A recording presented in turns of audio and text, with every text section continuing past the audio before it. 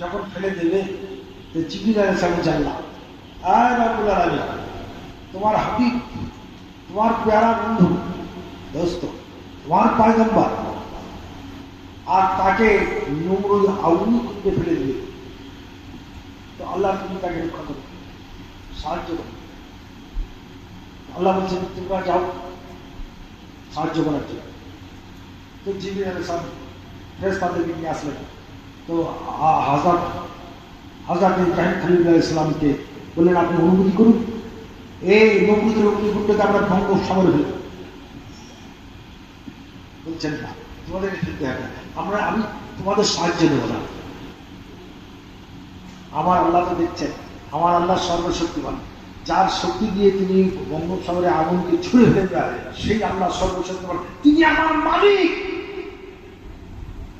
তার সঙ্গে আমার মহব্বত, তার সঙ্গে আমার প্রেম, তার সঙ্গে আমার সম্বন্ধ, তার সঙ্গে আমার ভালোবাসা, তার সঙ্গে আমার দোস্তি।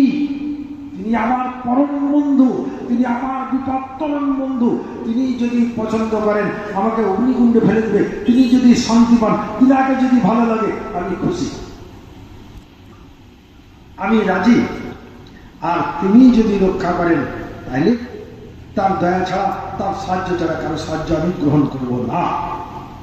আমার অগ্নিকুণ্ডে যখন ফেলে দিল, আল্লাহ বলেন না ইয়া নবী তুমি পাঠাও সালামুন আলা ইব্রাহিমা, আমার বন্ধুর জন্য, আমার হাবিবের জন্য, ও অগ্নি তুমি নিষ্ক্রিয় হয়ে ফুল বাগিচা তুমি হয়ে যাও।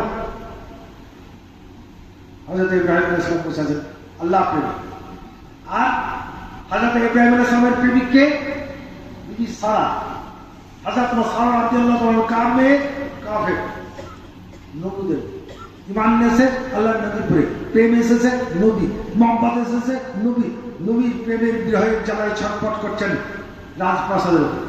কি বলছেন, আল্লাহ তোমার হাবিবকে, তোমার পয়গম্বরকে, তোমার দোস্তকে যখন অগ্নিকুণ্ডে ফেলে দেবে, আমি তার চরণ দাসী, আমি তার প্রেমিক, তারপরে ইমান এনেছি, আমি কি করে সহ্য করবো? আমি সহ্য করতে পারবো না। ঠিক যখন ফেলে দেবে তখন উনি ঝাঁপ দিয়ে দিলেন। আল্লাহ বলেন জিবরিল আমার হাবিবের প্রেমিক রাজপ্রাসাদ থেকে ঝাঁপ দেবে, আর তার বাহুটাকে ধরে তুমি ইব্রাহিম আলাইহিস সালামের কোলে বসিয়ে দাও।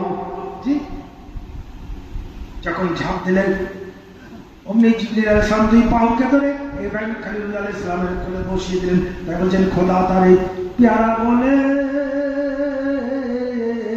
অগ্নির মাঝে তা জ্বলি দিলেন, কুদরতের ফুল ফুটাইলেন, দেখো আসি কি জ্বলে না, কেউ তো বোঝে না।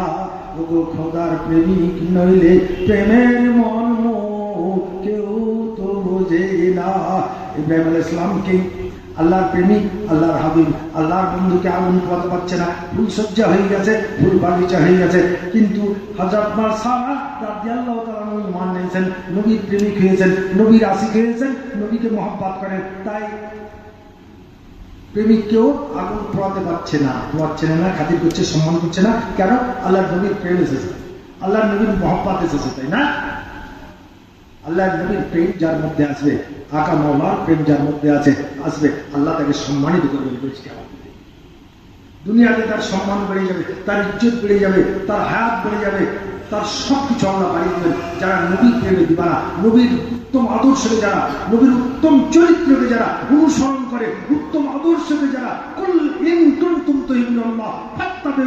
যারা নবীকে মহব্বত করে, আল্লাহকে মহব্বত করতে চাইলে নবীকে মহব্বত করতে হবে, নবীর তরিকায় চলতে হবে, নবীর আনুগত্য স্বীকার করতে হবে, নবীর তাবেদার হতে হবে। যারা নবীর আনুগত্য স্বীকার করলো, নবীর আদর্শকে অনুসরণ করলো, অনুকরণ করলো, আল্লাহ তাদের উপরে রাজি খুশি হয়ে গেলেন।